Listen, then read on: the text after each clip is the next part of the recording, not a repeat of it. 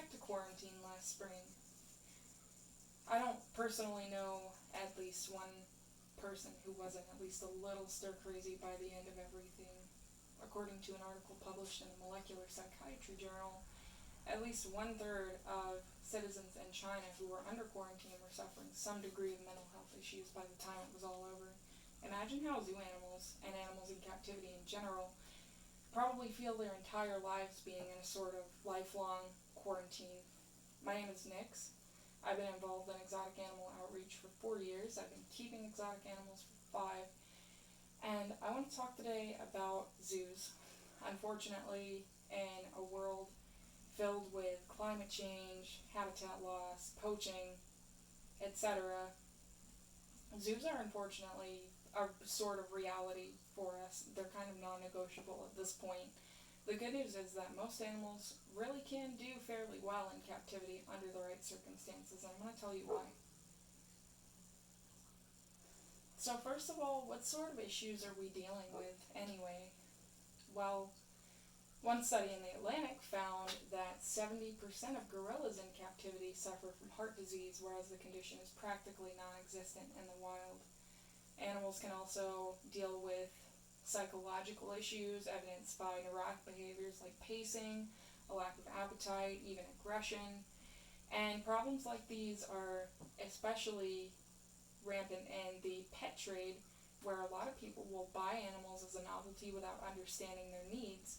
And of course then the animals get sick or worse, die, and we're sitting wondering why when it's a lack of understanding of the animals. One study found that 75% of pet reptiles will die within the first year of bringing them home, which is a sad reality that I have dealt with doing reptile rescue many, many times. So, as stated, this oftentimes happens from a lack of knowledge and a lack of proper care. And unfortunately, this stems out from just non-domesticated animals to even domestic animals. About 41% of dog owners don't even walk their dog, which is crazy to me on a regular basis. So when we have these issues where we're not interacting with the animals and we're not providing them any sort of enrichment, or we can't determine the right substitute for what they would naturally get as far as enrichment goes, those are the problems that we end up with. The good news is that the AVMA found that daily enrichment can drastically reduce the problems that we see, like the pace, neurotic behaviors like pacing, psychological issues, and even stemming into physical issues.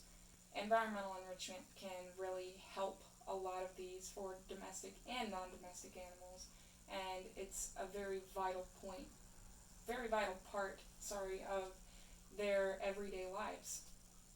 So we've been keeping animals in captivity since 4000 to 5000 BC.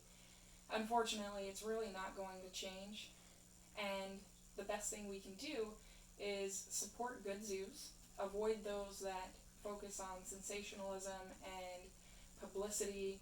Oftentimes, the best zoos are going to be the ones that seem the most boring, because they're going to be the ones who focus on caring for the animals the right way, aside from just showing them off for, a sort of theatrical performance or whatever. So until we live in a world free of all of those awful things that we are dealing with now, poaching and habitat loss, climate change, we are going to need zoos for conservation and to protect the animals that we love. Otherwise, unfortunately, there just won't be any more animals. So I hope this has given everybody a new perspective, and thank you.